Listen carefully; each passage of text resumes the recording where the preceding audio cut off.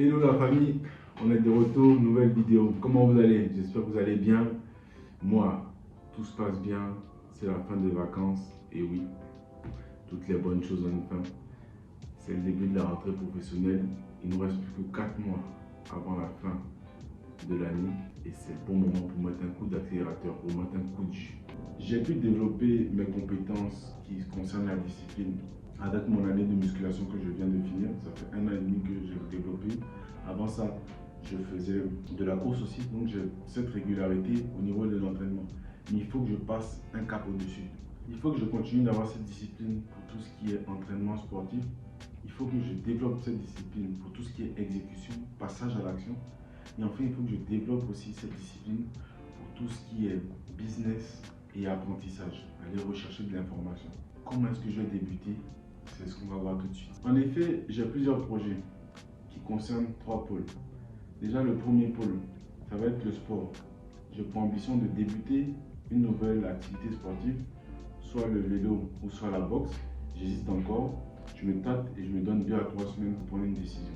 L'autre tranchant concerne toujours le sport, c'est vraiment continuer à m'améliorer dans tout ce qui est musculation, continuer d'apprendre, continuer à développer mes compétences et continuer à développer moi-même ma musculation. Le second pôle, ça va être la création de contenu. Il faut que je sois vraiment plus régulier sur mes différents comptes.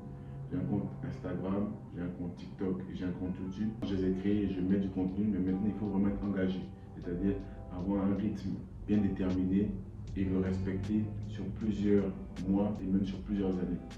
Et le dernier pôle, ça va être le pôle business. Je suis en ce moment dans un processus de création d'un produit que je commercialiserai. Et donc, ça me demande du travail. Et donc, jusqu'à la fin de cette année, il va falloir être concentré pour pouvoir mener à bien ces projets-là. Comme vous voyez, ces 3 pôles, c'est déjà important, c'est déjà conséquent.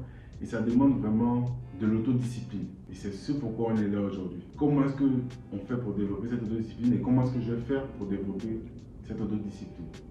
Et je vous transporte directement dans le challenge que je vais m'imposer là, 75 hard.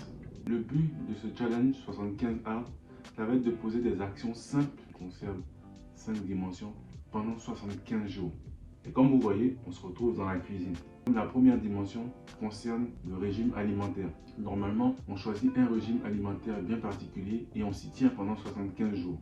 Moi, je ne suis pas fan des régimes alimentaires. J'aime bien manger varié. Alors, je vais modifier un peu cette règle. Pendant 75 jours, j'aurai droit à manger que des aliments et que des plats que je cuisine chez moi. Je n'aurai pas le droit de commander. Je n'aurai pas le droit de manger dehors. Pendant 75 jours, je me fixe cette discipline-là de préparer et de manger uniquement des aliments qui sont faits par moi. La deuxième partie, ça va être de boire à peu près 4 litres d'eau. C'est pas déconnant, en sachant que le corps a besoin d'environ 2 litres à 2 litres 5 d'eau et que je fais à peu près 2 heures de sport par jour. Donc 4 litres d'eau, c'est convenable. Comment est-ce que je vais le faire? Moi, je suis pareil. J'ai ma petite gourde et j'ai ma batterie de thé. Avec ça, il n'y a pas moyen de rater ce challenge-là. Donc la deuxième partie, ça va être vraiment de boire de l'eau. Jusqu'à présent, ce n'est pas des choses qui sont difficiles. Je pense que le plus compliqué, ça sera vraiment de suivre la diète et de cuisiner tous les jours. C'est pas vraiment ma passion.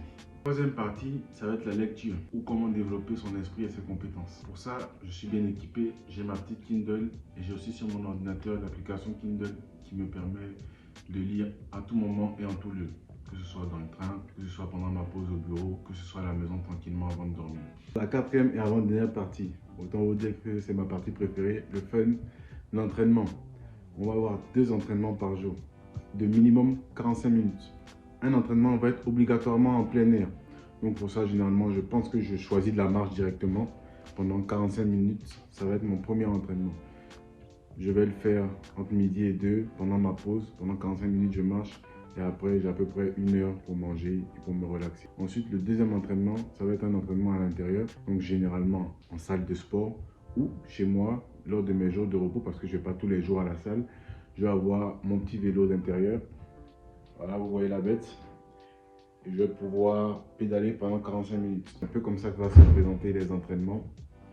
Vous savez, ça c'est la partie que j'aime le plus. Donc, ça va être un pur plaisir. Et enfin, le dernier point, qui va être de prendre une photo pendant les 75 jours. Ça va pouvoir me permettre de voir mon évolution et de voir l'avant et après. Voici à peu près les éléments que nous avons pour ce challenge-là. C'est un challenge, comme je vous ai dit, où on pose des actions simples sur une durée, à peu près 3 mois, 75 jours.